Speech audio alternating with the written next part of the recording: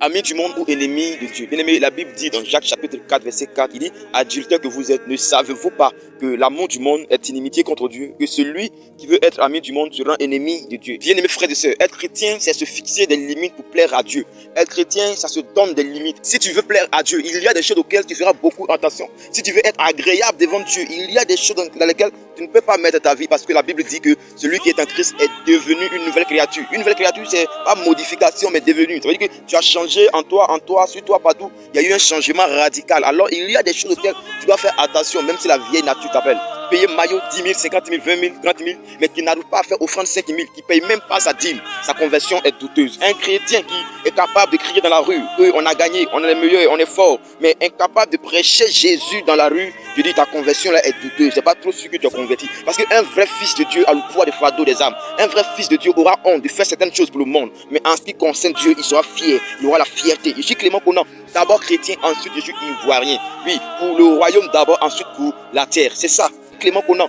D'abord chrétien, ensuite je suis ivoirien. Regardez les âmes qui meurent aujourd'hui. Regardez ces enfants qui meurent aujourd'hui. On égorge des femmes, on égorge des femmes enceintes. Tout ça se passe sous nos yeux. On voit ça, mais on ne peut pas évangéliser notre nation. La Bible dit qu'à la fin des temps, le péché sera accru. Et nous voyons que le péché est en train de monter. On est incapable de parler de Dieu, mais on va remplir les stades. On va remplir pour dire que non, c'est fierté ivoirienne. On est fier d'être ivoirien. Non, c'est mon pays. Quand tu vas parler, on va dire que tu as exagéré. Quand tu fais tout, il faut faire tout pour l'intérêt du royaume. Qu'est-ce que le ciel gagne en allant payer l'argent à le supporter? Qu'est-ce que le ciel gagne en allant payer maillot pour crier dans la rue? Qu'est-ce que le ciel gagne? Qu'est-ce que le ciel gagne? Qu'est-ce que Jésus gagne? Je n'ai pas dit de ne pas supporter ton équipe, mais je veux te dire, si tu le fais, il faut le faire en tant qu'un fils de Dieu. Bien aimé, il faut le faire en tant qu'un fils de Dieu. Donc, en tant qu'un fils de Dieu, tu auras forcément des limites.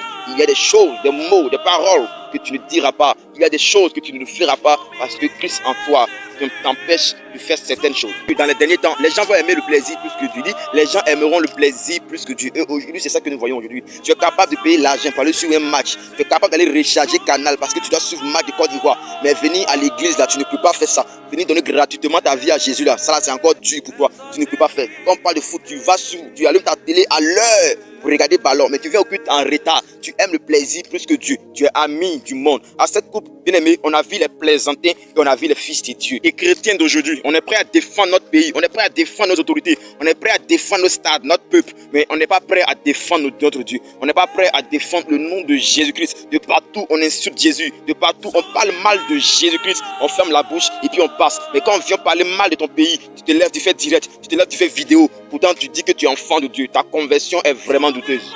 De qui es-tu esclave? Es-tu esclave de ta nation ou es-tu esclave de Dieu? Es-tu esclave de ton équipe ou es-tu esclave de Dieu? Es-tu esclave des footballeurs ou es-tu esclave de Dieu? Parce qu'aujourd'hui, beaucoup sont esclaves du monde, mais ils viennent à l'église. Beaucoup sont esclaves de Satan, mais ils sont dans l'église. Mais eux-mêmes ne savent pas qu'ils sont esclaves de Satan. Beaucoup n'aiment pas Dieu, mais eux-mêmes ne savent pas. Quand tu vas leur parler, ils ne vont pas croire. Mais quand tu vas les expliquer, s'ils ont le cœur, ils vont comprendre ce que tu es en train de dire.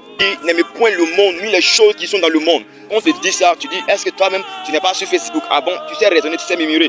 Être sur Facebook n'est pas satanique parce que sur Facebook, j'utilise mon face pour parler de Dieu. J'utilise mon face pour prêcher la parole de Dieu. Alors être sur Facebook n'est pas un péché. Mais alors donner ma vie pour être fan d'un footballeur, je deviens idolâtre.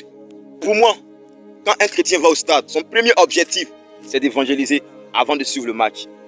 Que Dieu vous bénisse. Shalom.